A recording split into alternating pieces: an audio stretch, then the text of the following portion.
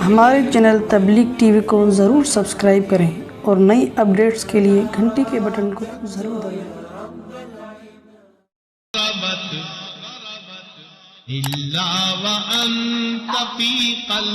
رزق اللہ نے دینا ہے اور اللہ دے گا۔ رزق کے بارے میں پریشان نہ ہوا کرے کہ جی کہاں سے آئے گا، اللہ نے ذمہ لیا ہوا ہے۔ ایک مرتبہ ایک آدمی میرے پاس آیا، بہت اچھی پرسنالٹی تھی، لکھا پڑھا بندہ نظر آتا تھا، مگر زاروں قطار رونے بیٹھ گیا، آنسو ٹپ ٹپ گر رہے تھے۔ میں بھی پریشان ہوا کہ یہ بندہ بہت ہی دکھی ہے جو اتنا رو رہا ہے۔ خیر تھوڑی دیر کے بعد میں نے ان سے پوچھا کہ جی آپ بیٹھے رو ہی رہے ہیں، آپ کوئی بات کریں۔ اس نے کہا جی میں ایک گورنمنٹ آفیسر تھا اور ان دنوں گولڈن شیک ہینڈ والی ترتیب چلی تھی کہ گورنمنٹ کہتی تھی کہ جو بندہ اپنی ریٹائرمنٹ لے لے گا ہم اسے منافع بھی دے دیں گے اور وہ پھر کوئی اور کام کر کے اپنی زندگی گزارے۔ گورنمنٹ کو فائدہ یہ تھا کہ ورکر کم ہو جائیں گے اور ورکر کو فائدہ یہ تھا کہ ایک ہی وقت میں پیسے مل جائیں گے تو مکان خرید لیں گے، بیٹی کی شادی کر لیں گے، یا فلاں کر لیں گے یا فلاں کر لیں گے۔ وہ کہنے لگا کہ مجھے تقریباً 16 لاکھ روپے ملے جو بینیفٹ کے تھے۔ میں نے اور بیوی نے مشورہ کیا کہ ہم اس کو رکھ دیتے ہیں اور اپنے گزارے کے لیے میں کہیں پہ جاب کر لیتا ہوں چھوٹی موٹی، اور روٹی ہم کھا ہی لیں گے اور یہ پیسے بچوں کی تعلیم اور ان کی شادیوں کے کام آئیں۔ کہنے لگا کہ میرا ایک دوست تھا، میں نے کئی باتوں میں اس کو بھی بتا بیٹھا کہ مجھے گورنمنٹ سے 16 لاکھ ملے ہیں اور میں نے رکھ دیے ہیں۔ اب وہ بندہ میرے پیچھے پڑ گیا کہ ایک کاروبار ہے اور بڑا نفع ہے اس میں، بڑا فائدہ ہے اس میں، بڑا فائدہ ہے، اور اگر تم پیسہ لگاؤ تو محنت میں کروں گا اور تمہیں گھر بیٹھے بٹھائے پیسے مل جائیں گے۔ کہتا ہے کہ مجھے ڈر تھا کہ نہیں، تو میں اس کو نہ کرتا رہا۔ بالآخر ایک دن میری بیوی نے پوچھا کہ کیا مسئلہ ہے، تم کسی گہری سوچ میں ڈوبے نظر آتے ہو، کیا پریشانی ہے؟ تو میں نے اسے بتا دیا کہ میرا ایک دوست ہے وہ مجھے کاروبار کے لیے کہہ رہا ہے۔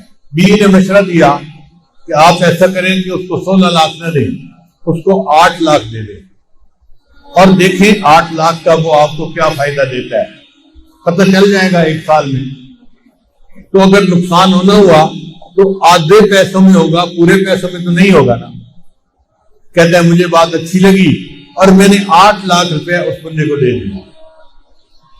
اس بندے نے کہا تھا جی آپ کو ہر مہینے 25-30 ہزار مل جایا کرے گا۔ اب ہر مہینے کی پہلی تاریخ کو وہ ہمارے گھر آ کے کیش یا چیک کو دے دیتا۔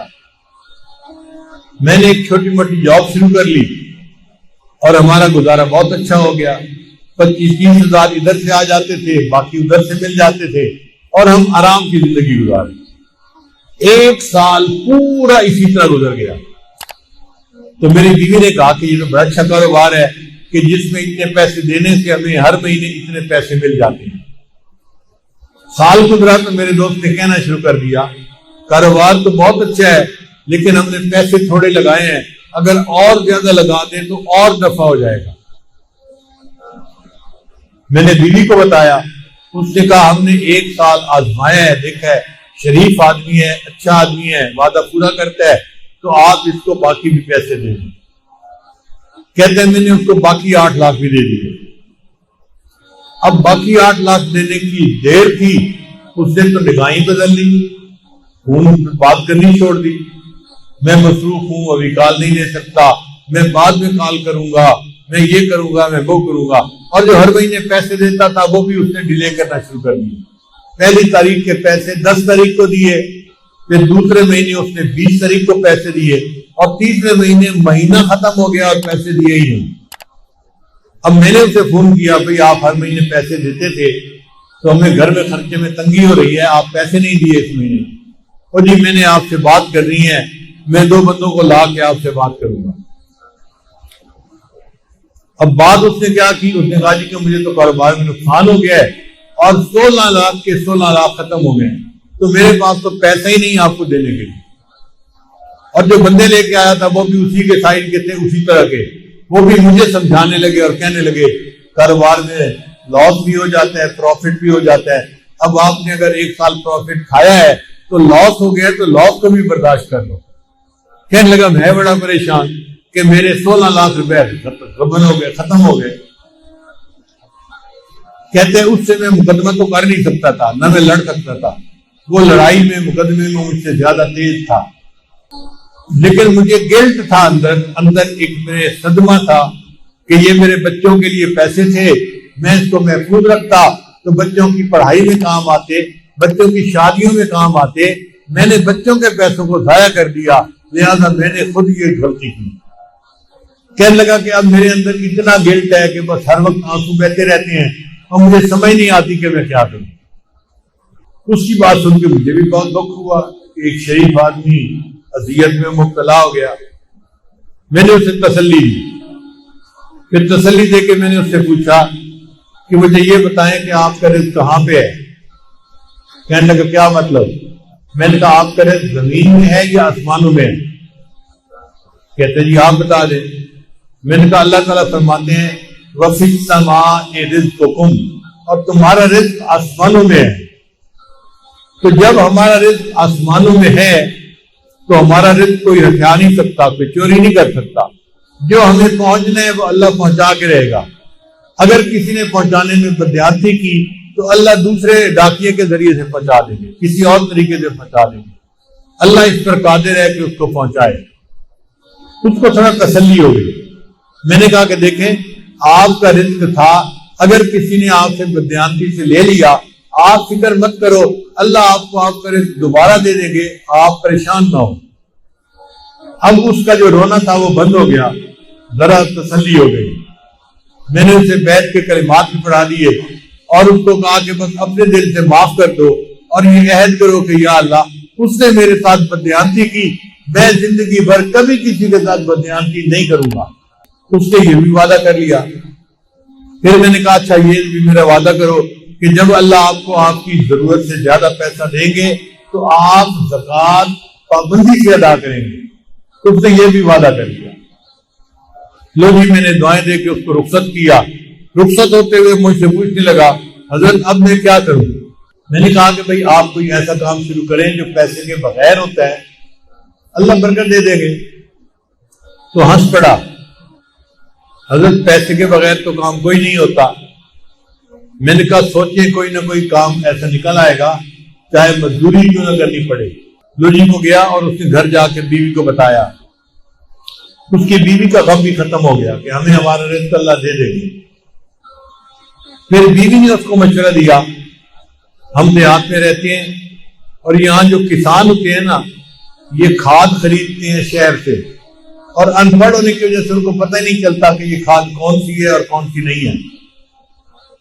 تو آپ اگر شہر کی کسی کمپنی سے کھاد کی بوریاں کریڈٹ پہ لے کر آئیں اور ان دیہاتیوں کو یہاں بیچ دیں پروفٹ رکھ کے، تو پھر پیسے آپ واپس کر دینا اور کچھ آپ کو نفع مل جائے گا۔